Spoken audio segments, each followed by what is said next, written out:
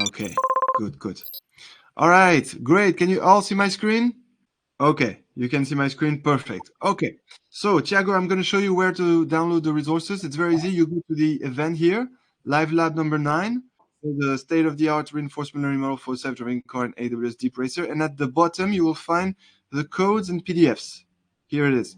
Live Lab number 9, it's in a zip folder, and you will find the codes of the reinforcement learning models which will be implemented today, which are PPO and SAC. PPO stands for Proximal Policy Optimization, and SAC stands for Soft Actor-Critic.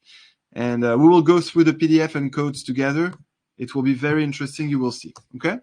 So, all right, so I'm gonna actually enlarge this, and here we go. So are you all ready to start? Yes, okay, super, super. So let's get started. All right, so first we're gonna go to the console home. Welcome to the console home. I'm in my CloudWolf Live Labs account, of course, as usual.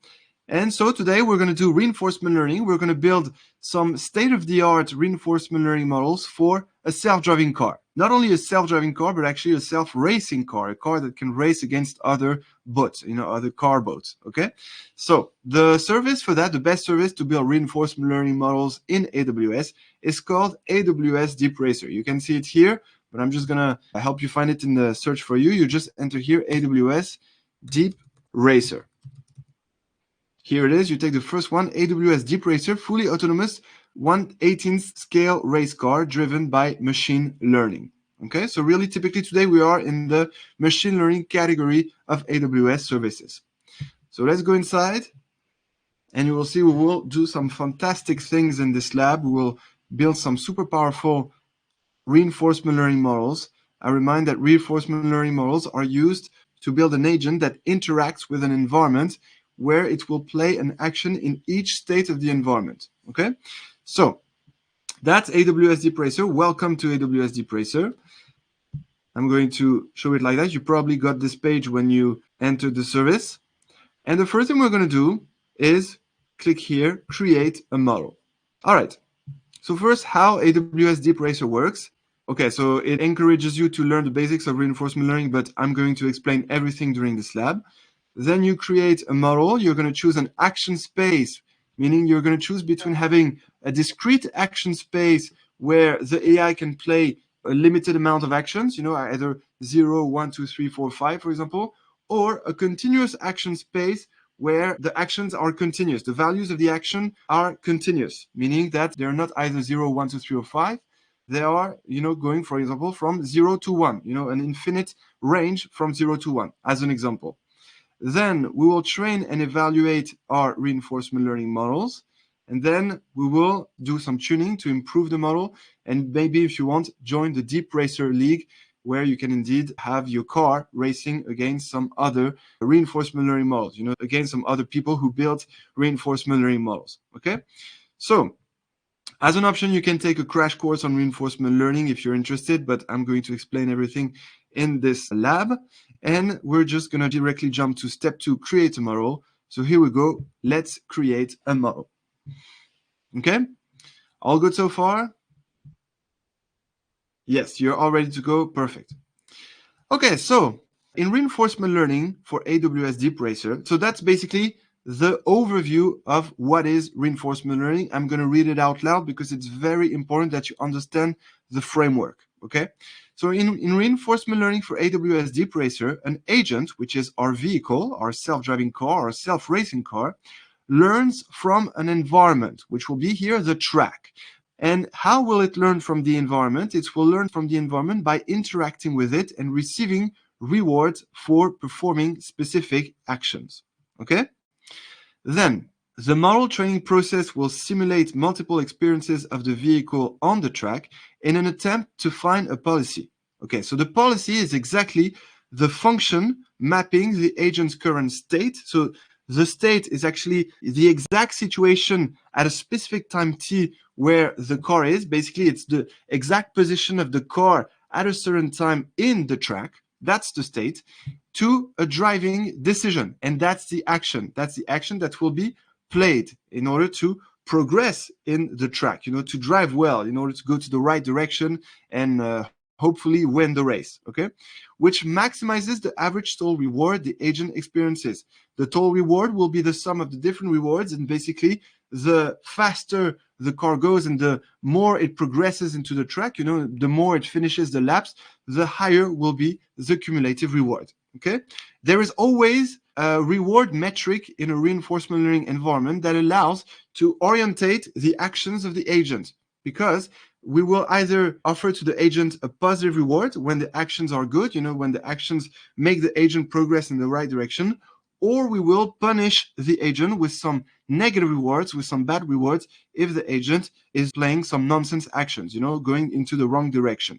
So basically, to sum up, in a reinforcement learning environment, there are three things to consider. First, the state, which is the exact situation of the agent at a certain time step t. Then the action, which is what the agent will be playing in order to progress in the environment, in order to go from a current state to the next state. And the reward, which is the metric which will allow to measure the performance of the agent so that the agent can perform better and better actions in order to optimize the reward, okay? After training, you will be able to evaluate the model's performance in a new environment, meaning a new track, a new race. We will do that at the very end. Deploy the model to a physical vehicle. Yes, we can do that as well. Or submit the model to a virtual circuit. And we will do all this. So this will be super interesting. Okay? All right. And that's a diagram summing everything up. As I told you, there is an agent interacting with an environment. And at each time step, the agent is in a certain state, and it will play an action to go in the next state here. And by playing that action in order to go to the next state, it will receive a certain reward, which will allow to evaluate how well the agent is doing. Okay, so that's the main diagram, and it's always like that. Whenever you do some reinforcement learning, you always have these components: the agent interactive in an environment, being in a current state, reaching the next state, playing an action, and receiving a reward. You always have that, but here we're doing it for a self-driving car. All right, training details. So first, we're going to give a name to our model. How do you want to call it? We can call it, for example, CloudWolf Student Racer. CloudWolf Student Racer, or as you want, okay? And because we're going to build several reinforcement learning models in this course, we're going to call the first one PPO, which will be the first model we will build. But know that in this environment of the self-driving car, you will have the option to choose between a discrete action space, the actions going from 0, 1, 2, 3, 4, 5, a limited amount of actions, to a continuous action space with actions that can take continuous values, okay? So for now, we're just going to call it CloudWolf Student Racer PPO. So there you go, CloudWolf Student Racer PPO, and PPO is the name of the model, and we will be covering it very soon. Okay, now environment. So we have the choice between several environments. Which one would you like to take? We have the choice between Viva Las Loop, which seems to be a simple track, pretty easy. We have the option also to take A to Z Speedway. So that's a track from 2018. That's an environment from 2018. It is a bit more difficult than the previous one. Or we have the latest one from 2022, which is much more difficult, with some more difficult turns. Here it will be interesting, for example, to take this one because it will be more challenging for the self-driving car to navigate in this track. So, interactive time, which one would you like to take? Yes, okay, good. You all agree that we should go for the reInvent Championship from 2022. Nafsika, also you choose the 3. Great, okay. Fantastic. So let's choose this one. I agree that this is the best one, and I know you always prefer to take the hard way, the challenging way. So let's go for this one. 2022 reInvent Championship. Hadlin. Yes, Nafsika. Just before we start, how well it is doing? This is measured by a parameter, or how is it? It's measured by the reward, yes. So there is a reward in every reinforcement learning environment. There is a reward system. And here, the better the car is doing in the track, the better it progresses in the track, and the faster it goes, and the closer it arrives to the finish line, then the higher will be the reward. It's a reward system like that. But also remember that there are some negative rewards in order to punish the agent when it's not doing well. And here, the negative rewards will be when, for example, the agent goes outside of the track, when it goes into the grass, or, when it goes into the wrong direction, or, But when it's... how is that measured? Yeah, so I'm going to show you the reward system in a bit because there is actually a code for Okay. the reward system, but it's basically measured with numbers. For example, if the car finishes the race and goes to the finish line, for example, we will give it a reward of 100. We will give it a number of 100 plus 100. That's the reward. If, for example, the car goes outside of the track, goes into the grass, Yeah. then we will give it a negative reward of minus 30, so that it understands that it is being punished with a negative reward. That's how it works. It's basically with numbers. The better the agent is doing, the higher number we will give to it. And the worse it is doing, the more negative number we'll give to it. And we can very well give it negative rewards, like, for example, minus 30, as I told you. Okay?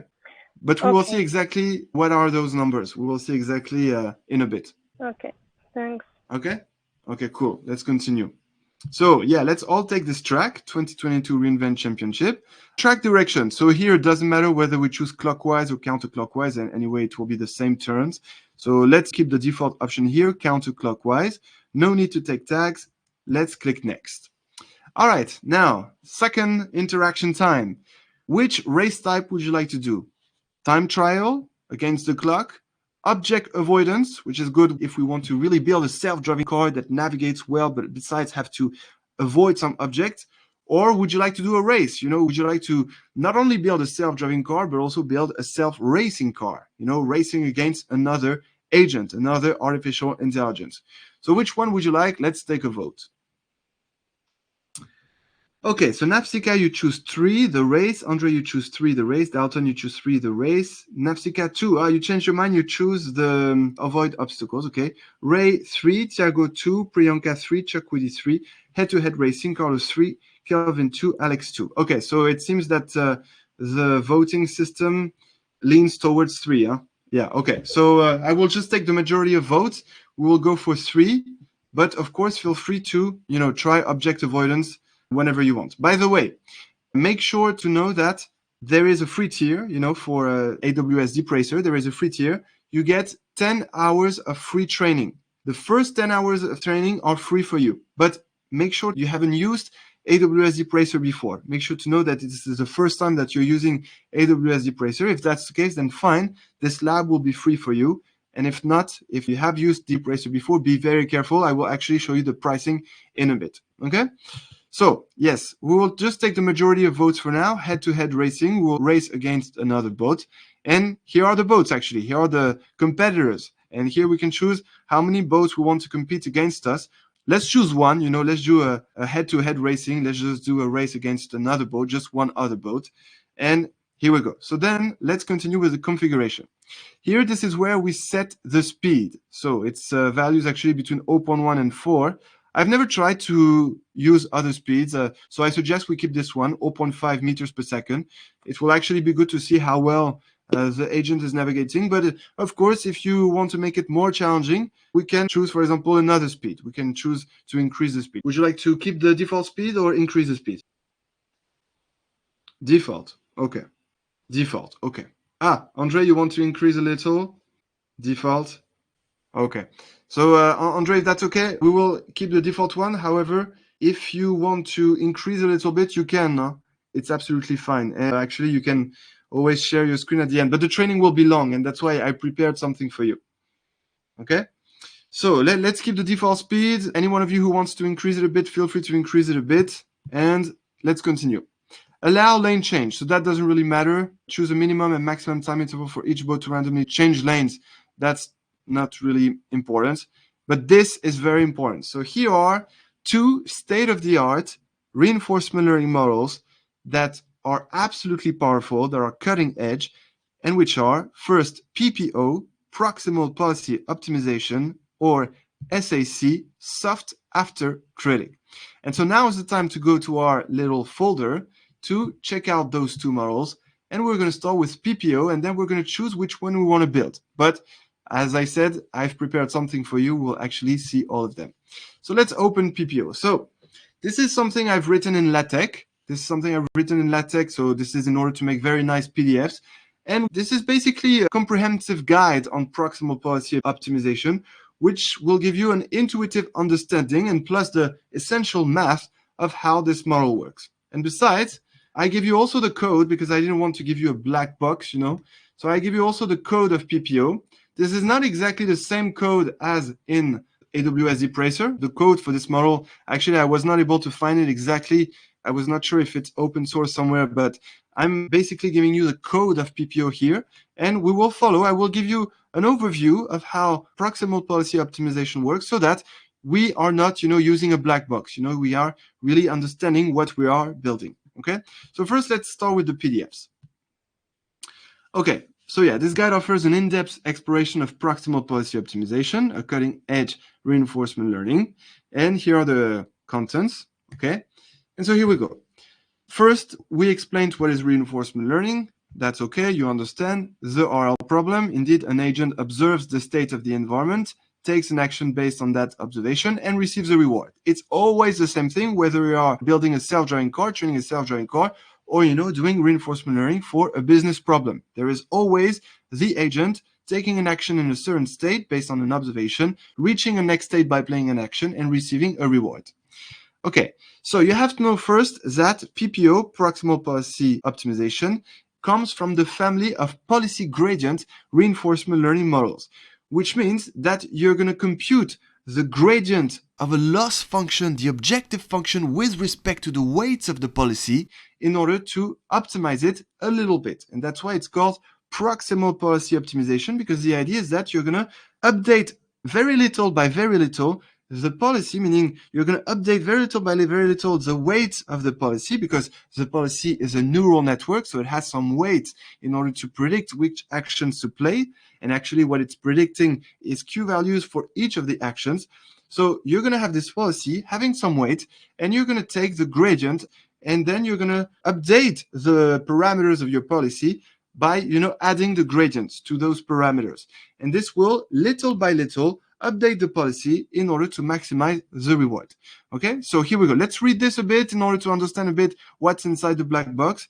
And let's continue with the code so that you understand a bit how the model is implemented. Okay, so policy gradient methods, as I just told you, directly optimize the policy that the agent follows, aiming to find the best actions for each state to maximize rewards. That's always the goal. This is done by adjusting the policy parameters, meaning the weights, as I just told you, in the direction of higher expected returns.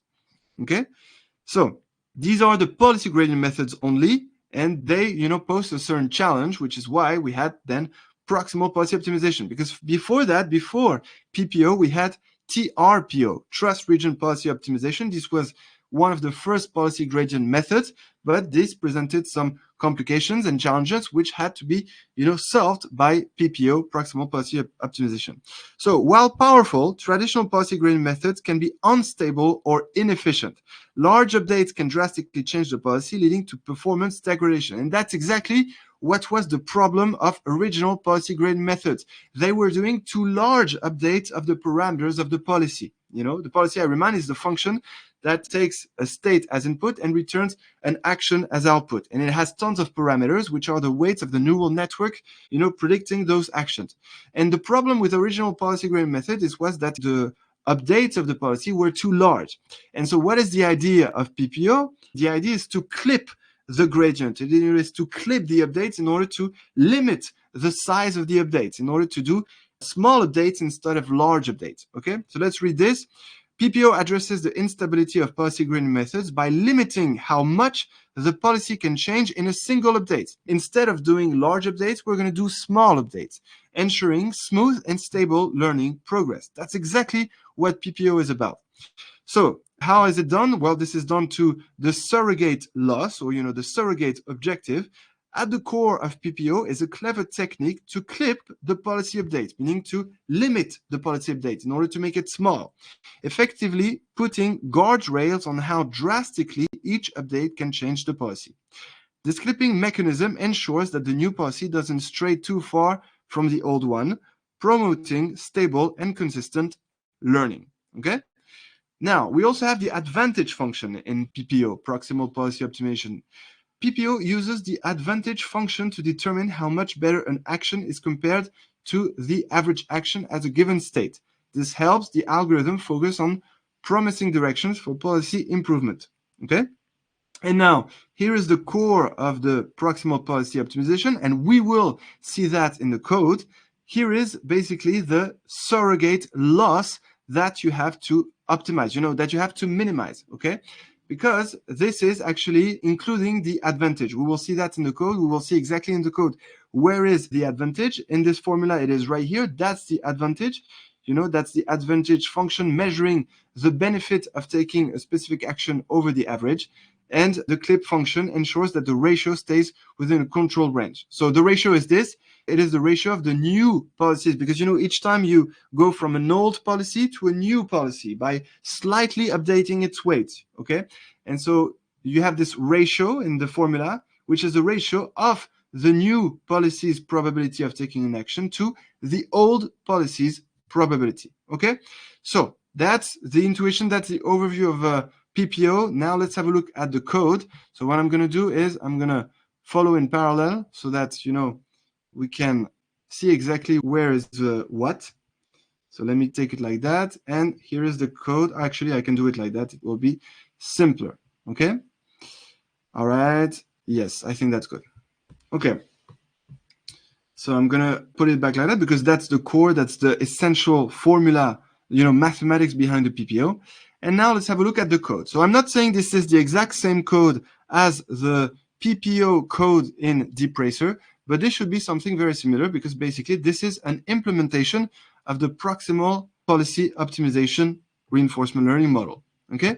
So first, you have some hyperparameters like the hidden dim, which are the number of hidden neurons in the neural network of your policy. Then you have the learning rate of the actor, because you will see that there are actually several neural networks in the PPO. There is the actor network and the critic network. So LR actor is the learning rate of the actor and LR critic is the learning rate of the critic. The actor is basically the neural network that will take the state as input and that will predict the action values as output, meaning the Q values for the actions as output. And the critic network is the neural network that same will take the state as input and which will predict the state values, the values VS, which are basically some values for each state of the environment representing actually the cumulative reward. Okay, so you have these two networks. Gamma will be the discount factor. This is going to be the number of epochs. This is going to be the batch size, meaning how many elements you want to be trained in one single update of the policy. This is the PPO clip. Okay, so that's going to be the maximum value of the update, because we're limiting the size of the updates of the neural networks. Buffer size, this is the size of the memory because our AI will have a memory and it will have a capacity of 2048 experiences that it can store inside the memory. Then here we go, we build the Actor-Critic network. So that's because in most of the reinforcement learning models, you always have an actor network and a critic network. The actor network returns the action values and the critic network returns the state values. Okay. So because again, this is a realistic environment, then you will see that our car, I can actually show this to you. Our car actually has a camera. I will show you. If you go to your garage, let's go to the garage and you will see how the agent is made. All right. So as you can see, the agent has some sensors, which is here. So it looks like the front of the car is here, but actually the front of the car is here. It goes from the back to the front. And this is the camera observing the environment, just like in real life, like a self-driving car in real life. Okay. It has the camera at the front, which is here represented by a 3-layer CNN, convolutional neural network. And that's exactly this. And that's exactly why in the code, we have a 3-layer CNN. I try to reproduce the code as much similar to the real self-driving car, self-racing car in DeepRacer. So we have the 3 layers, convolutional layers here, representing the camera, in order to observe the environment, what's on the left, what's on the right, what's in front of me, in which direction the road is going. That's exactly the purpose. And then we have the fully connected layer to predict the actions. Okay, so we have a first fully connected layer actually, which contains some hidden neurons, and then a second one here, which will be the output layer, a fully connected layer leading to the final actions with the number of actions. Okay, and then we have the same for the critic layer, returning the state values. Okay, so basically the beginning of the network is the same for both for the actor network and the critic network, but then the actor network returns the actions and the critic network returns the state value, which is why we have one here, because there is only one state value, which is continuous, but there is only one. Okay, now this is the forward method in order to forward propagate the signal from the states, which are the images of the environment, meaning what the car is seeing, what the agent is seeing in the track, to the final output layers. So we have first the forward propagation for the actor in order to forward propagate the signal in order to get the final actions, and then the forward propagation for the critic in order to get the final state value. Okay, so that's how the architecture, the brain of the AI is implemented. And then we have the memory buffer, which builds the memory of the AI. So this is not done in NAFSICA, as we said, with a recurrent neural network or, LSTM. This is done with a replay memory buffer with a technique called experience replay. It will basically consist of storing experiences, meaning state, action, reward, next state, and whether we are done or not with the environment. So this will just basically store the experiences, and then the agent can remember the previous experiences and then sampling some experiences from the memory in order to update the weights of the model. Okay, so that's pretty classic in reinforcement learning. There is usually an experience replay implemented. And now here we go with the policy agent. So we won't go through all the details, otherwise it will take all day. But what I mainly want to show you is where this formula is in the class, because this is where it will happen, because this is the loss. We have to understand that this is something we want to minimize. And how we minimize it? By, taking its gradient, taking the gradient of that loss with respect to the parameter theta. Here are the parameters, in order to go to a direction that will reduce this loss, okay? But we will do it little by little, thanks to that clipping, that clipping that we have here, the clip function. And that's the whole purpose of PPO. That's a whole, improvement of PPO, is that we are going to minimize those loss by little and little updates, okay? Okay, so first we create the policy, then we create the optimizer. We're going to optimize this loss with an Atom optimizer. This is the old policy, remember, because we always go from an old policy to a new policy, but each time with a slight update.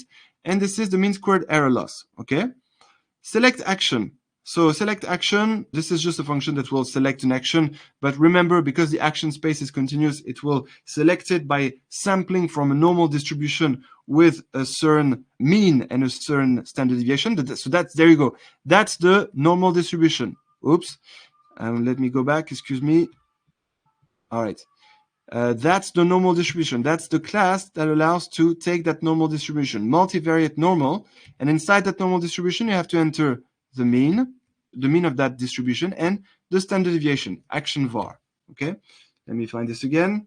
All right, so that's how the action is selected basically. And then, of course, the update happens. The update of the policy in order to go from the old policy to the new policy, and by slightly altering the parameters of the old policy.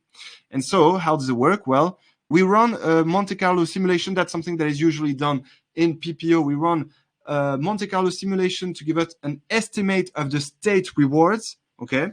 Then we get those state rewards, those estimation of the state rewards, and we normalize the rewards, okay? Then we convert into tensors because we are doing this implementation with PyTorch. And then there we go. This is where the magic happens, the interesting thing happens. So first, we evaluate the old action and values, meaning the action and values of the old policy, okay? Then we get the entropy, okay, because there is usually an entropy. You will see that entropy is will be this time the core of the other model, soft after critic, okay? So this is just another component in order to improve the performance of the model, but that's not really the core of PPO. You will see it's rather the core of soft after critic. Then we find that ratio. There you go. Here we go with the ratio that was given here. RT of the parameter theta. The theta basically is all the ensemble of weights of the policy, represents the ratio of the new policy's probability of taking an action to the old policy's probability. Okay? And that's exactly where this ratio is. Where is it? Where is it? Ratio here. Ratio, that's exactly this ratio that is given here. Okay? Then we also saw the advantages. Remember the advantage function measuring the benefit of taking a specific action over the average. So how does it work? Here is the advantages. The reward obtained through the Monte Carlo simulation minus the state values. I was telling you that the state value, returned by the critic, predicted by the critic, is actually a representation of the cumulative reward.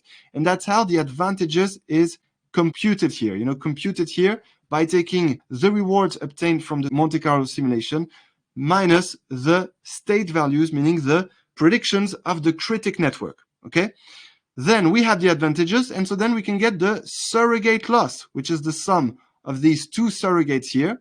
The first one being the ratios multiplied by the advantages, which is what you see here, okay? It's this exactly. That's the first surrogate, the first part of the surrogate loss, the ratios multiplied by the advantages.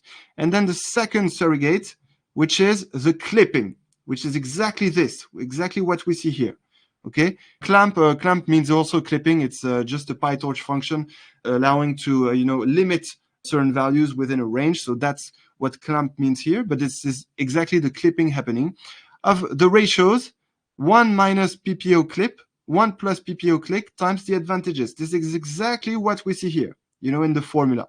Okay, then you have your two surrogates, and then you can compute the final surrogate loss, which is exactly, let me reduce this, which is exactly all this. You see?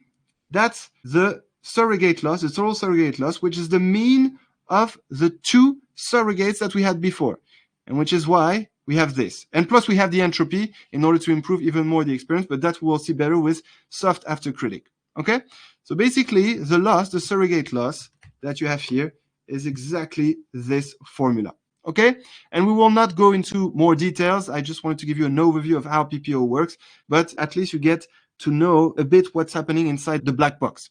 And then you take a gradient step, meaning that you're gonna compute the gradient of that loss with respect to the parameters in order to reduce that loss. And that's exactly what is happening here. You take your optimizer, you first initialize it with zeros, and then you apply backward propagation in order to, update the weights of the policy in the direction that reduces the loss, thanks to the gradient computed before.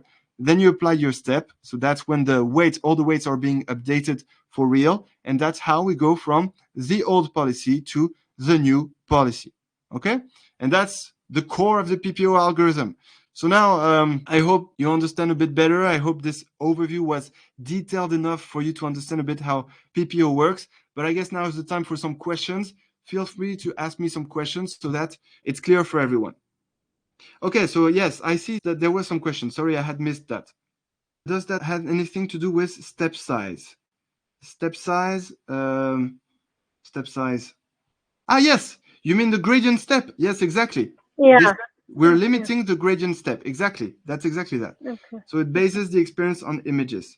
Okay, then Kelvin, you're asking, is the gradient same as computing the derivative? Absolutely, yes, Kelvin.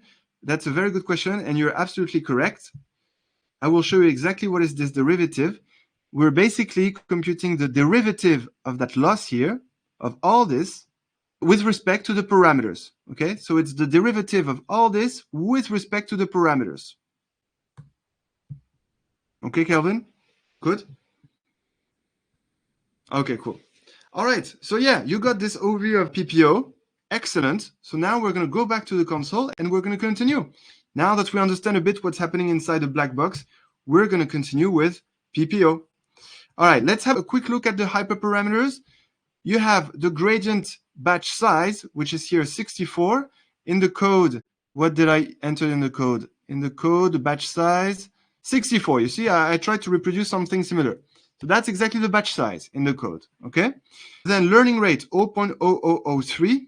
So remember that there are two learning rates, and I took the same, 0.0003. That's the learning rate of the actor.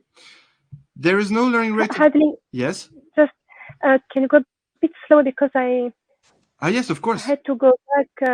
When I went to garage, then I lost all. Yes, of course. No worries. So I will wait for you. We are basically in the step 2 of creating a model. Okay, so gradient, what did you choose? Gradient descent batch size 64. I'm basically keeping the default values here, but I just want to show you where those values are in the code so that you can really connect the dots. But I'm not changing anything here. We will keep the default values. You know, these are the default values of AWS DeepRacer. So unless one of you tells me, you know, to change one of the values because you would like to try something else, let's totally do it. We can. But I suggest we keep the default values. But I still want to show them to you where they are in the code so that you can really connect the dots. So indeed, we have a batch size of 64, meaning that 64 observations are going to be used in one batch in order to perform one update in the training iteration. Okay. Then we're going to have 10 epochs, then a learning rate. So that's the learning rate of the actor of 0.0003. So that's the same as in the code. Then the entropy of 0.01. There is the entropy in the code, but I did not put it among the hyperparameters, but let me show you. I think we saw where the entropy was, right? Here it is. That's the entropy. Okay? So that's the entropy. We will keep the default value as well. Discount factor of 0.999. I think I chose mine of 0.99. If we go back, that's the discount factor gamma. So that's gamma. That's the discount factor. 0.99. And then loss type. Here we have the choice between a mean squared error loss or a Huber loss. In the code, I think I chose a mean squared error loss. Remember, this is in the update method of the PPO class.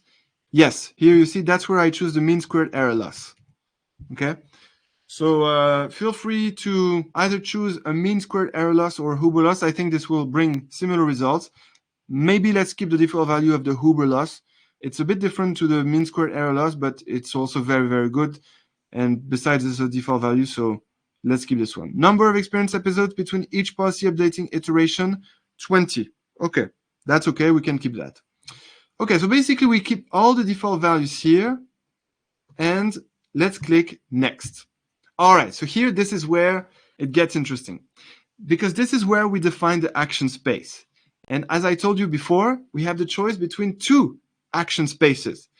One, a continuous action space where the agent will select an action from a range of values. You know, it can have infinite different values in a range, but that's therefore a continuous action space.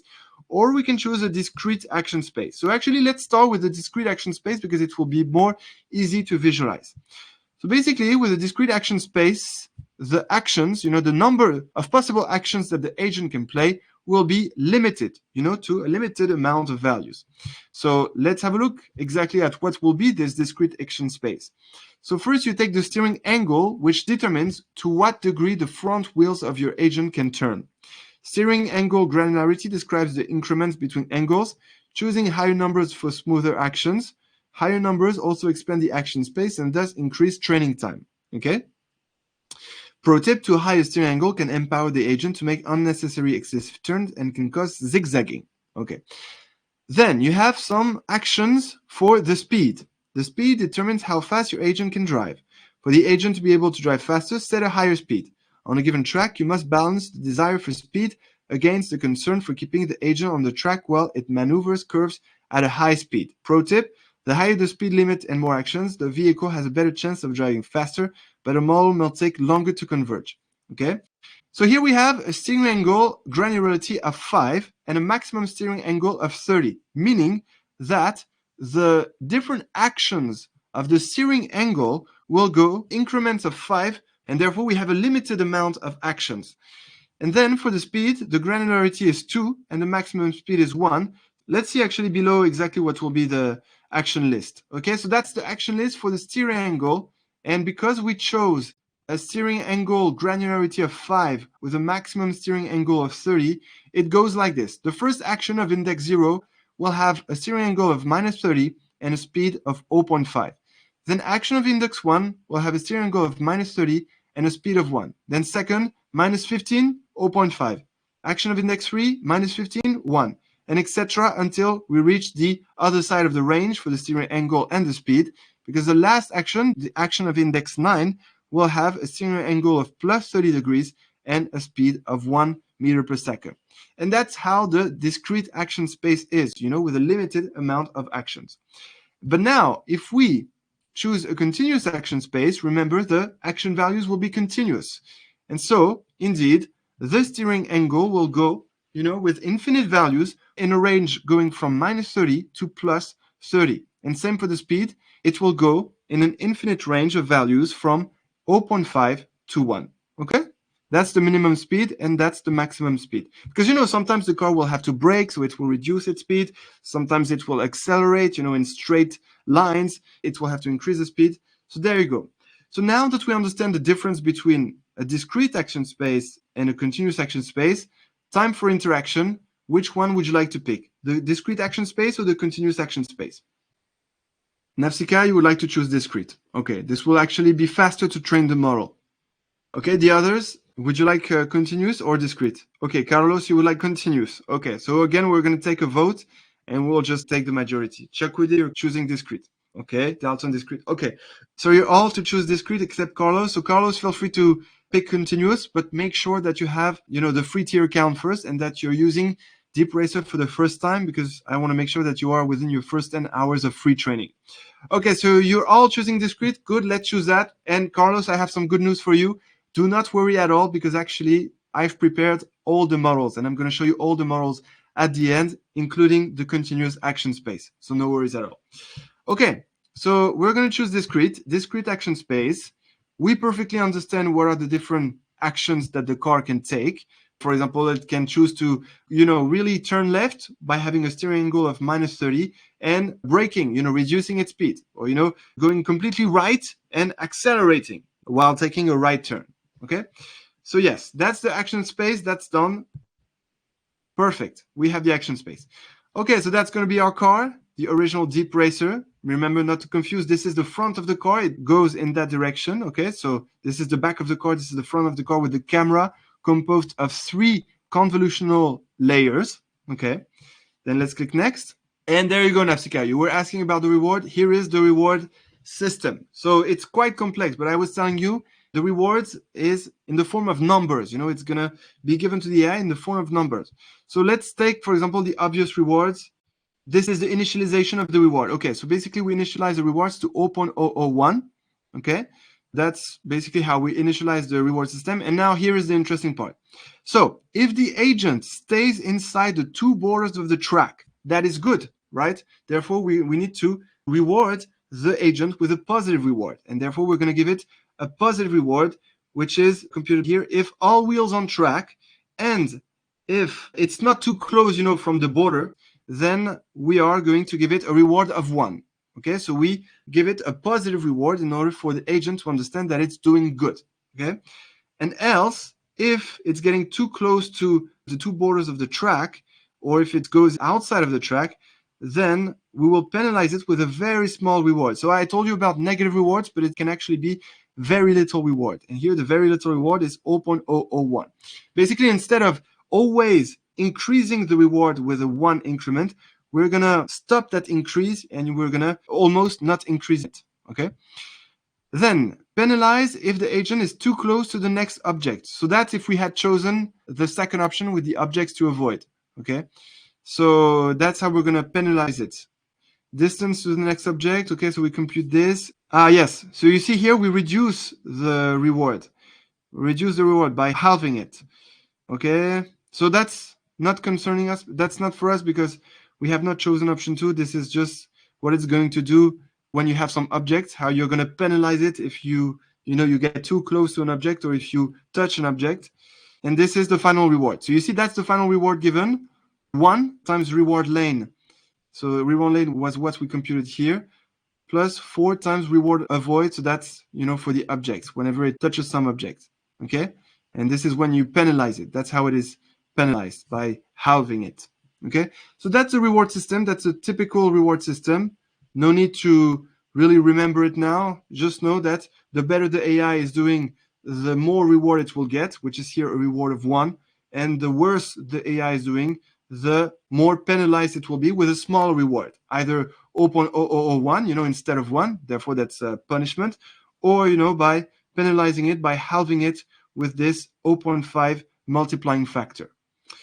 Okay, so that's the reward system. Stop conditions. This is basically the maximum training time. So how long do you want to train your agent? You can choose it to train it for 60 minutes. I will tell you the surprise I have for you at the end. For now, let's keep 60 minutes. Automatically submit to the DeepRacer race. Submit this model to the following race after training completion. Yes, you can do that if you want. We have a race coming up this winter, Winter Race 2024. You can choose to do that. Once your model is trained, it will participate to the competition. And actually, that's what I did on my own. I will show you at the end. That's the surprise I wanted to show you. If you choose this, make sure to update your racer profile. So I'm going to show you the racer profile. Basically, you have to choose a name. So mine, I called it CloudWolf Racer. Here it has to be globally unique. And you just have to provide your country of residence. So mine is UAE. And your name, CloudWolf. I called my name CloudWolf. And that's my car. Okay? So just make sure to update these details if you want to participate to the race. If you don't want, then you just have to untick this. Okay? All right. And that's it. We are ready to create our first model. So here we go. Are you all ready? Do you have any questions before we submit? Alex, you have a question. When does AWS actually start clocking our time in DeepRace? Basically, your agent will run in an episode. It will do a race. We will see that at the end, actually, when we evaluate the agent. We will do some races at the end of this lab. But basically, a race will happen. And yes, it will basically measure how long it takes for you to complete the track. And the shorter you do, the better you'll be ranked in the leaderboard. Okay, Navsika, reward based on parameters, all wheels on track, probably based on coordinates. I think this was distance also. Yeah, the distance is probably measured thanks to the coordinates. Okay, so are we all ready? Let's proceed to create the model. Yes, okay, good. Let's do this. Yes, amazing. 3, 2, 1, go. All right, and the model is being trained. All right. So now is the time for me to tell you about the surprise, because actually training a reinforcement learning model, especially a PPO model, which is a state-of-the-art model, takes a lot of time because, you are running your agent on many, many episodes, and then you have to do a lot of updates. Plus, you have understood that it's slight updates, so it's going to be updated slightly, little by little, and therefore it's going to take time before it's going to do some good performance, okay?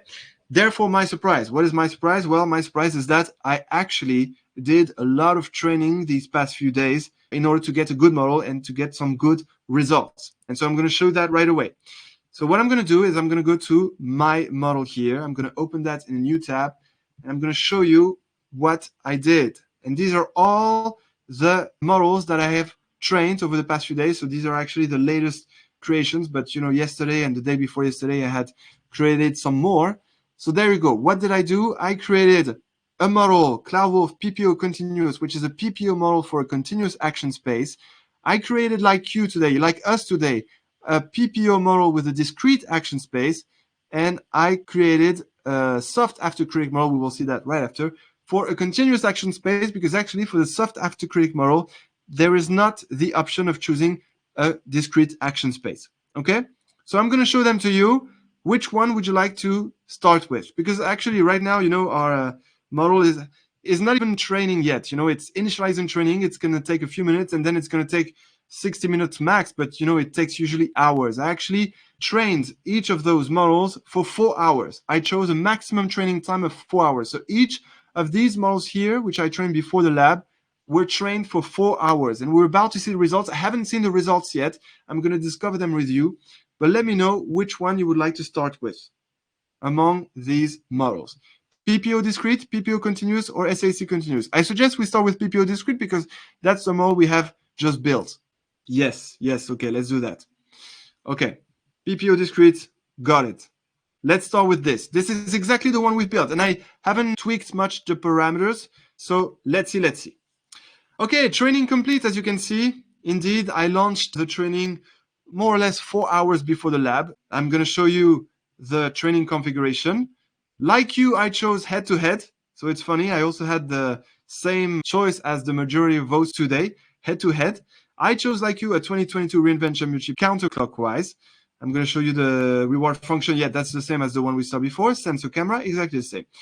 Discrete action space, okay, with the 10 possible actions from index 0 to index 9 with the different steering angles and the different speeds. Steering angles going from -30 to +30 and speeds going from 0.5 meters per second to 1 meters per second. And I kept the same default parameters, batch size of 64, entropy of 0.01, discount factor of 0.999, Uber loss, learning rate of 0.00003, and the same number of experience and same number of epochs. And the training is done, and it took 4 hours. Training completed. So first, let's have a look at the training results, and let's see the evolution of the rewards. So you have in green the average reward during the training, then in blue the average percentage completion, okay, and in red the average percentage completion for the evaluation, okay. So we obtained a reward of 2,000. So you see the reward was well progressing, well increasing over the time, over the training iterations. Basically, each time the policy was updated to a new policy with a slight update, well, we obtained a better reward over an episode, okay? So basically, the training results are really excellent here. We're going to compare it with the others, but they are really, really good here.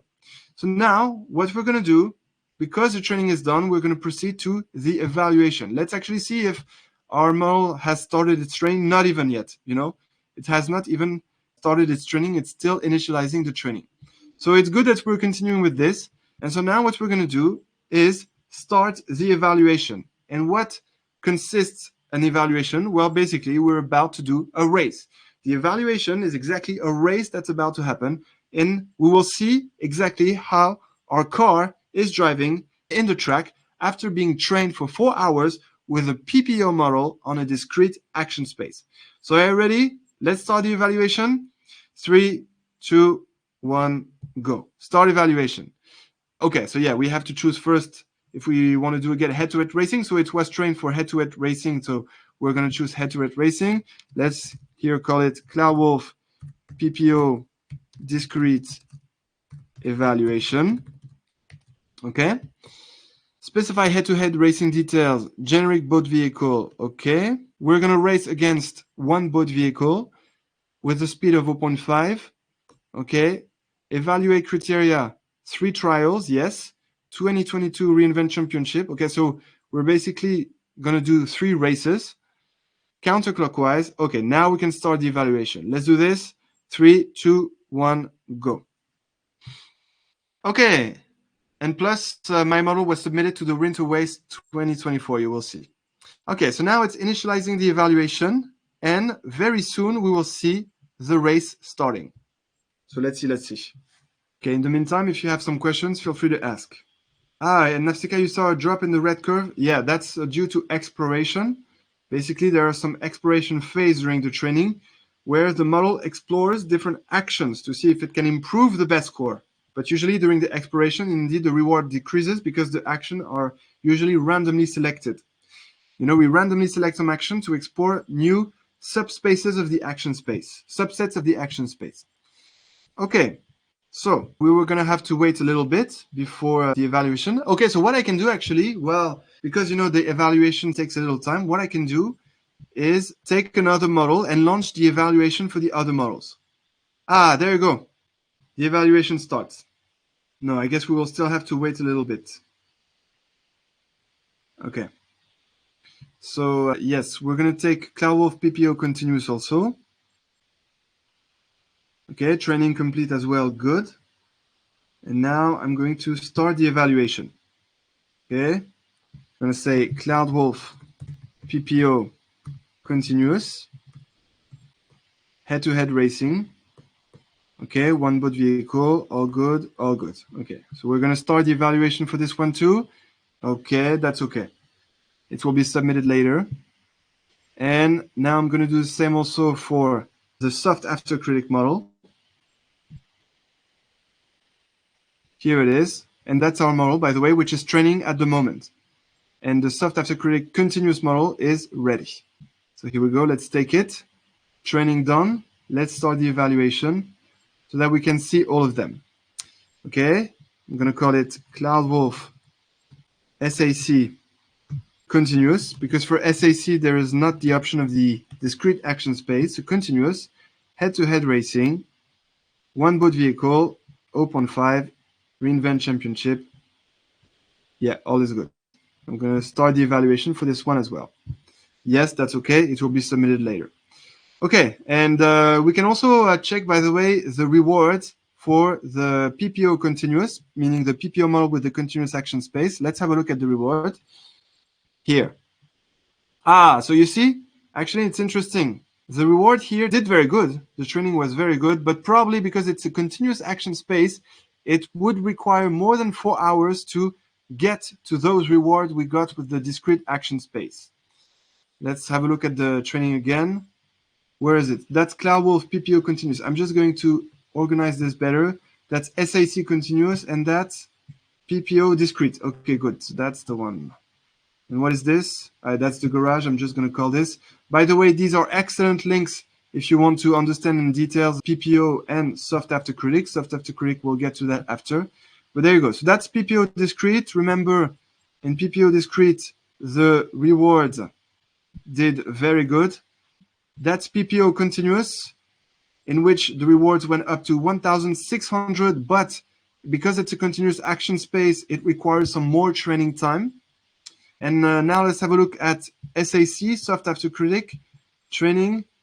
Wow! For Soft Actor-Critic, the rewards did really, really good. They jumped to 3,200. And indeed, Soft Actor-Critic is a model that was released in 2018, while PPO was released in 2017. So Soft Actor-Critic is indeed even more powerful than PPO. But it did really, really good. So I'm glad we also launched the evaluation for Soft Actor-Critic, and it's still initializing. Okay, so let's have a look at the evaluation of PPO discrete. Okay, still initializing. So we're going to wait a little bit. Okay, so what I suggest we do now, if you're happy with it, if you don't have to run, what I suggest we do is that we cover the other model, because I prepared the PDF and the code for the other model, the Soft Actor-Critic. My training period is taking much longer. How did yours train that quickly? Kelvin, I trained mine for 4 hours. I trained the 3 models that I just showed you for 4 hours before the lab in order to show you the results, because indeed it wouldn't have been possible to do that during this lab. We would have had to wait it for 4 hours more. Yeah, I time traveled also, yeah. So yeah, that's exactly why I did those before, in order to show you the results. And that's also why I've just launched all the evaluations so that we can see the final results, okay? So while the evaluation happens, now it's still initializing for our 3 models, and that's the training of the model we built together happening. And we have the first reward here, by the way. We have the first reward at around 189, okay? So that's good. It's happening here. But I suggest while the evaluation is happening that we cover the other models, okay? So that was PPO. I'm going to close this. I'm going to close this as well. And let's have a look at the other model, the Soft Actor-Critic. If you're cool with it, of course, I don't want to make this too long, but this is a very good model. So here we go. Soft Actor-Critic SAC. Soft Actor-Critic is a state-of-the-art algorithm in reinforcement learning that combines the strengths of off-policy learning with the stability of Actor-Critic methods, okay? So Soft Actor-Critic represents a pivotal development in the reinforcement learning landscape, okay? Background and motivation. Reinforcement learning overview. Reinforcement learning involves an agent learning to make decisions by interacting with an environment to maximize cumulative rewards, that you know. Actor-Critic method. So this time it's not a policy gradient method. It's coming from the family of Actor-Critic methods. Actor-Critic methods utilize 2 models. The actor, which proposes action given state, and the critic, which evaluates these actions. I agree that there was also the Actor-Critic in the Proximal Policy Optimization model, but that's because it's usually the case. In reinforcement learning agent, you usually have an actor network and a critic network because you always use the state value, meaning the value of the state returned by the critic, to compute the cumulative reward, to estimate the cumulative reward. But you will see that the core of the Soft Actor-Critic is not in the fact that we have an actor and a critic here. It's going to be with the entropy. You will see that's the core of the Soft Actor-Critic model. Okay? And there you go. SAC enhances this framework with an entropy-based approach for improved exploration. So let's have a look at this entropy-based approach. So SAC is an off-policy algorithm. So off-policy means that it's not going to be a policy gradient method that optimizes a stochastic policy in an Actor-Critic setting, emphasizing entropy in the objective function. So you see, this time, we're not going to try to minimize a loss, as we did for the PPO model. This time, we're going to try to optimize, to maximize actually this, okay? which is the cumulative reward, the expected value of the cumulative reward, to which is added the entropy with a temperature parameter. Okay, and that's exactly the entropy here, this H here. That's exactly the entropy, and that's the temperature parameter. So, yes, the key innovation indeed of soft Actor-Critic is the incorporation of the entropy into the reward signal. So that's the reward signal to which was added, to which was augmented the entropy. Promoting policy diversity and exploration. Yes, this entropy basically is in order to add some exploration in the action space. The augmented objective function is defined as this, meaning the mean, this is like the mean, the expected value of the cumulative weighted rewards, okay, augmented by the entropy. Basically, we augment the cumulative reward with the entropy here, with a temperature parameter alpha, okay, which is like a trade-off between entropy and reward. Okay, basically the higher the temperature, the more important will be the entropy in the exploration. The more exploration will be done. The lower is the temperature, the less exploration will be done. Soft policy iteration. SAC utilizes soft policy iteration, alternating between soft policy evaluation and improvement steps to converge to the optimal policy that maximizes the entropy augmented objective. Okay. You also have the soft policy evaluation, which are the Q values. So remember, I told you that two things are predicted. You have the Q values returned by the actor network, and you have the state values, which is here VST, returned by the critic network. And so here, this is what is returned by the actor network, okay? And that's the soft Bellman equation, basically. And basically, what we're trying to do is to optimize the Q values. We are trying to predict new Q values in order to maximize this, okay? So the actor is going to learn, update its weights in order to return new Q values that will maximize this, which is basically, to put it simply, the mean of the sum of the cumulative rewards and the entropy multiplied by this alpha temperature parameter, okay? So yeah, that's basically an overview of the soft Actor-Critic model. You have to understand two things. The two things you have to understand is that on the one hand, with PPO, what we did was to minimize the loss, the surrogate loss with, some entropy parameter. And on the other hand, with the soft Actor-Critic model, we are trying to maximize the cumulative reward augmented with the entropy, okay? So that's the two main difference, okay? And now you know a bit more what is inside the black box of the soft Actor-Critic model. And so now time to show you how the code works. Again, I'm not saying this is the exact same code as in DeepRacer, but still it is a good implementation of the soft Actor-Critic model. So I'm going to open this. You have that in the zip folder as well. And I'm going to show you basically in the code where are the different elements of those formulas we saw, okay? All right, so same, first we set the hyperparameters. These are the state dimension, meaning the dimension of the input states, which are basically the images with the 3 RGB channels. This is the dimension of the action space. So again, this is going to be for a continuous action space. This is going to be the number of hidden neurons in the actor neural network. This is the learning rate of the actor, the learning rate of the critic, the learning rate of the alpha temperature parameter, the discount factor gamma, the tau parameter, so that's for the soft update of the target models. Buffer size, that's for the memory, the capacity of the memory with 100,000 experiences that can be stored into the memory of the AI. Batch size this time of 128 observations, in order to perform one update of the training. And then alpha, the multiplying factor to the entropy. We will see in the code. So that's the replay buffer again, the memory of the AI. Then here we build the actor network. So this time, we build the actor network and the critic network separately because we're building the soft Actor-Critic model. So these actor and critic parts of the model are more essential here. So we build them separately. We have this sample method in the actor because, again, this was implemented for a continuous action space.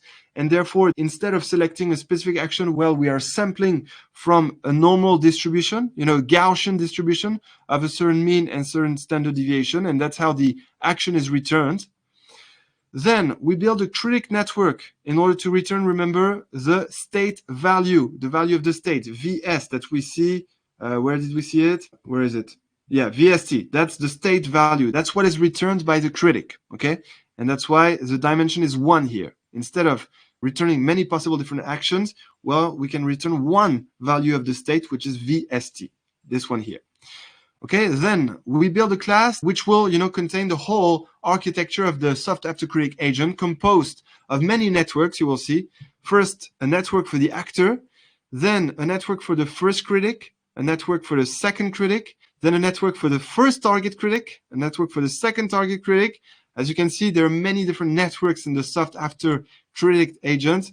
No need to understand exactly why, but that's because we're going to have some actor networks to return the actions, then some critic networks to return the state values, then some target critic networks because we're going to perform a soft update with the tau parameter. I'm going to show you where exactly it happens. And basically, you're going to try to update your critic network so that they get closer to the target networks, thanks to that soft update. Then you define another select action method which will play the action. That's the final action that will be played from your agent, basically the car. Then you have the update method. There we go. That's where the core of the algorithm is happening. I'm going to enlarge this. Sorry about that. Yes, let's go like that. Okay. And we're going to switch like that. Okay. So let's see. First, we have the state. Okay, we stack the state. We get all the different elements of the experience, the state, the action, the reward, next state, and done. They're all converted into torch tensors with the right format, plus adding an extra dimension of the batch with the unsqueezed method. Then here, that's where we get all the target, okay? Then here, that's where the update of the critic one network happens.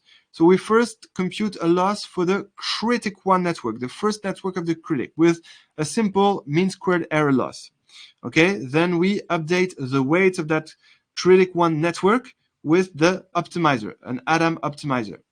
I think the optimizers are here. Yes, we have an Adam optimizer for the actor network, an Adam optimizer for the critic one network, and an Adam optimizer for the critic two network. Okay, so first we basically update the weights of the critic one network with the Adam optimizer. Then we do the same for the critic 2 network. We update its weight, same, trying to reduce a mean squared error loss, and we update the weights with a same Adam optimizer, but this time for the critic 2 network. And then we update the actor network, and this is where the core of the algorithm happens. Remember that the core of the soft Actor-Critic model is the entropy. It basically consists of augmenting the cumulative reward with the entropy. And well, that's exactly where the entropy is. Okay, this is exactly the entropy. All right, this is exactly what we see here. This H here of the policy ST is exactly given by this formula. Okay, that's the entropy. And then because we have the entropy, what you see just below the actor loss, meaning all this, we take the mean basically of all this is exactly this. That's exactly this J. Okay, so it's interesting. Here in the PDF, we're actually taking the positive, what we want to maximize. But here it calls in the code actor loss because we're taking this minus here. Okay, we're taking this minus here, therefore we're going to try to minimize this as we would minimize a loss. But what you see inside actually is exactly this. So this is the first part that you see here, self.critic1 state self-actor sample state. This is exactly this first part of this whole objective function. And this alpha is exactly the temperature here. And here is the entropy exactly here. Okay. And because we're computing the expected value of all this, at the end, we take the mean. Okay. That's exactly this. The mean, the expected value happens here. So you see, it's exactly what you have to do in the soft Actor-Critic model. Either you see this in the perspective of the cumulative reward augmented by the entropy, and therefore you would try to maximize it, or you can just add a minus sign and then you consider this as a loss and therefore you try to minimize it. Because indeed, the reason why we do this with the minus is because with the optimizers that we're using, from the Adam class, the Adam optimizer, it's always to minimize something. Okay, but if you take the minus, it consists of maximizing something. So that's exactly what you do here. This whole actor loss here is exactly this, modulo minus. And then what you're doing is you're trying to minimize this by applying your optimizer and the step method from the optimizer in order to update the weights of the actor in order to minimize all this, or, to maximize this, okay, with the entropy. And then you do what we call a soft update of the critic target networks, meaning you're going to softly update the parameters of the target networks with the tau hyperparameter, which we had seen at the top, this one, okay? That's called a soft update. It's also covered in our AI courses.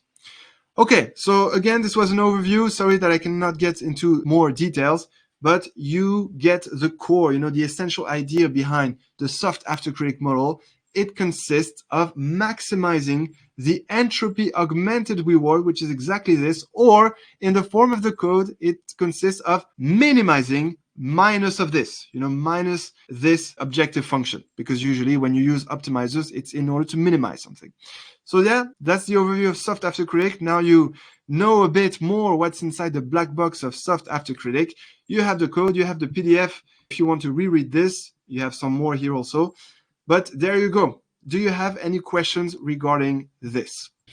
So Nafsika, you're asking, so PPO and SAC are reinforcement learning algorithm based on different objective functions to be minimized? Absolutely correct. Nafsika, yes, that's absolutely correct. There are different objective functions. In the PPO model, you're going to reduce a loss with respect to the weights of your model. And the principle consists of slightly updating the weights of your policy by clipping the gradient that is computed of that loss with respect to the parameters. That's the core of PPO.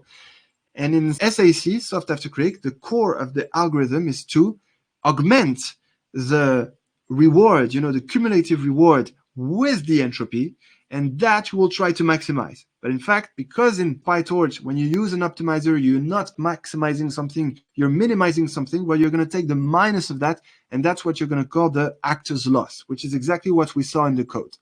So yeah, if this is a bit overwhelming right now, it's normal. I suggest to, reread the code and reread the PDF at the same time, but I really try to explain which is what in the code with respect to the PDF so that you can connect the dots.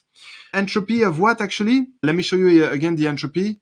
The entropy in physics is just the agitation of molecules, but in the case of reinforcement learning, it's exactly this. So entropy of what? I guess the answer to your question would be entropy of the state. There is an entropy value for a given state of the environment.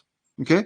You see, you start from the state, then you play an action, you select an action with your actor network, and there's the sample method here because it's a continuous action space, therefore it's sampling from a Gaussian distribution with a certain mean and certain standard deviation. Then you take 1 minus that, then you add this little factor here that's in order to stabilize the training performance, and then you take the log of all this, and that's your entropy. That would be some kind of dispersion of all the states, yes, right? Dispersion, yes, exactly like in physics, a dispersion of the molecules, yes. The higher is the entropy, the more dispersion there is. The more exploration there is, actually, Yeah, exactly. Okay, any other question regarding this?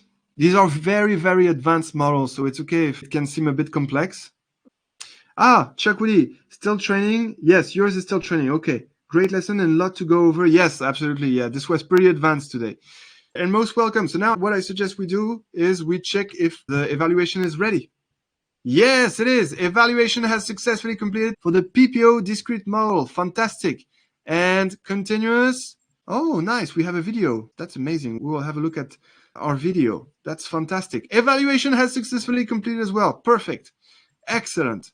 And for the SAC continuous, by the way, which was the best model, the reward went super high. Remember, it went up to 3,200. That's the best model, of course.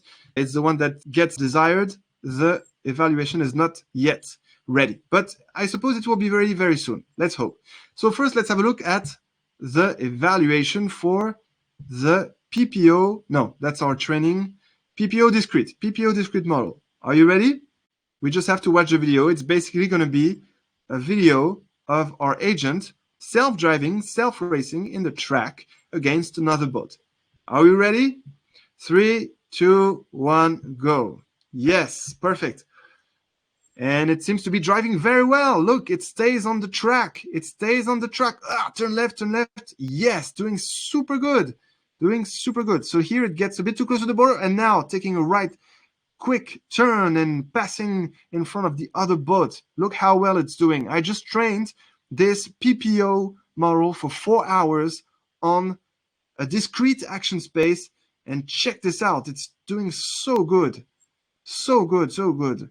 I remind that there are 9 different actions that this car can play, with different angles that it can take from left to right and different speeds that it can modulate from 0.5 meters per second to 1.5. Nice! That was nice. And this is the second track. Did you remember uh, how much it did in the first track? I forgot to check the time. But now is the second track. Let's see the second track. It touched the others. So see, the obstacles is actually also a penalty.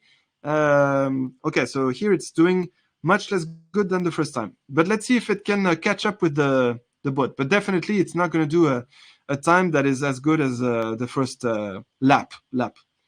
Yeah. But check this out. It's really driving well, right? No, touching again. Okay. It did not do too good during the second lap. But it can definitely drive very well, turning left at the right moment and turning right at the right moment. Oh, nice! And it's still gonna win the second lap. Okay. Of course, you can make it more challenging to your agent. You can modulate the speed of the boat. You can tell the boat to go faster, no problem. And remember that you can also modulate the speed of your AI. You can choose a higher maximum speed. Okay, so now is it going to do the same mistake? Great, fantastic. It's driving super well. Super well. Yeah, nice. Okay, so I just did 4 hours of training with a PPO model on a discrete action space, and the code is probably very similar to the codes that are provided to you in the folder. And now you have, an intuitive understanding of what's inside the black box of PPO. All right, final meters, finish line, and fantastic. Very good results. Very good race. Super nice. Okay, so yeah, the first lap, it did 45 seconds. Very good. Second lap, because it did those mistakes, it was penalized 59 seconds. And the third lap, 46 seconds. Fantastic. Very good. What do you think of the results? Yeah. Okay, you're all excited as me, as I can see. That's really amazing. Yeah, this is really amazing. I promise you, I trained it for 4 hours. We can see here when I started the training. I started for 4 hours before the lab, basically. I started, created. So that's the one we created together, because the lab for me started at 6 p.m. But there you go. It started at 6 p.m. and I started those trainings at 1 p.m. 06, 1 p.m. 01, 12 p.m. 59. So you see, it just trained for 4 hours and it got those results. That's absolutely fantastic. So now let's have a look at something more challenging, the evaluation results for the continuous action space. Evaluation has successfully completed. Okay, let's have a look at how it did for the continuous action space. I remind that for the continuous action space, the reward did not go as high as the discrete action space, but that's normal because the continuous action space is a much more complex environment, and therefore it would require more than 4 hours probably to train a good agent. But let's see already if we have some good results in the evaluation. So again, let's have a look at the results of our PPO model for a continuous action space. 3, 2, 1, go. All right. So doing not too bad as well. Yes. Taking some good turns here. Yes. Will it touch? No, it doesn't touch. And it... yes, because it got outside of the track. Okay. All right. Okay. Penalized again because it went outside of the track. And the competing boat was very kind to stop to let us go. So you see, that's what happens when the training should, be a little longer, with higher rewards. But that's again because now it's taking very different actions. It's taking some continuous actions, so it's much more complex. But still, it's doing very well, and it did the first lap in 47 seconds. Not too bad. Let's see how it does for the second lap. Okay, nice. Nice. Nice. Oof, it didn't get penalized this time. It didn't go really outside of the track. Nice. Very nice. Yeah, here it got penalized. So you see, by getting penalized like that, it will do better the next times at the next training iterations, but still with slight update due to the nature of proximal policy optimization. And finished. Nice. Okay, let's have a look at the last lap, and then I can't wait to see the final results of SAC, because these were the best ones. These were really the best ones. The rewards, reached 3,000 something. So that was really, really good. Okay, here it's doing really good. It's doing really, really good now. Yeah, staying in the track. Very good. It's still trying to, like me when I was playing car racing video games, I was trying to take some shortcuts through the grass. But here the punishment is pretty heavy. Whenever you go too much in the grass, you get punished. Okay, amazing. Yeah, so pretty good, huh? For a 4 hours training on continuous action space, that's pretty good. And actually, the best time is 45 seconds, just like the discrete action space. So very, very good. Pretty cool, no? Thiago, you have to go. Okay, thank you so much for attending. I know this was super long because we had a lot to cover, but you can always watch the recording. Thank you so much for attending. Alex, you're saying, so each time we do a lap, the policy has updated with some of the learning it has done from the previous race. Yes, but during the training. Here, this was just some evaluations. It just did 3 races, 3 tracks. And yeah, sometimes it did better than others during the evaluation. So during the evaluation, the weights are not updated. The AI is not trained to do better. That was just during the training. Actually, I can show you the training of the AI we built together, CloudWolf Student Racer PPO. That's the one we built together. Now the training is happening, you see? There is this simulation video stream which shows how the AI is progressing while it's being trained. So each time the weights are updated, it shows here on the screen how better it does the race. Oh, nice improvement here. We just witnessed a nice improvement. So normally the agent should restart soon. At some point it will restart the race. It will restart the race after some updates of the weights. Probably right now what's happening is that the whole ensemble of weights are finishing to be updated, meaning the training iteration is finishing. And then once the training iteration is finished, a new episode will happen of the car trying to race in this track. We can wait a bit to see if it's going to happen. But definitely here the training is happening and it seems to be doing quite good. We see some good improvement of the reward. Here it's in green, what we have to follow. Yeah, the most important is this curve, average reward. Oh, there you go. That's what I was exactly telling you. This is an episode happening at this current state of the training. So as you can see, the agent is not doing as well as what we just saw, after see, it's doing the mistake here. That's because it's getting trained. That's because the weights are not optimized yet. They're not fully updated yet, but it's not doing too bad already, right? When did we launch this training? We launched it about 30 minutes ago, no? And look at that. It's doing not too bad. Not too bad. Yeah, here punished, you see? So now the weights are going to get updated more, and in order to improve this, in order to improve these results. So yeah, this is the training happening. And you have it live stream, in live.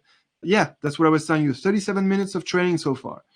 And that's the current performance of the agent after, many iterations already of the weights, many updates of the weights.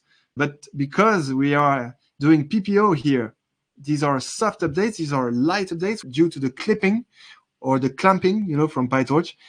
And yeah, the weights are being updated and the agent is going to do better and better with time. But here there was already a large improvement. We just experienced that live. That was very cool. Yeah, okay. So that's how it's training.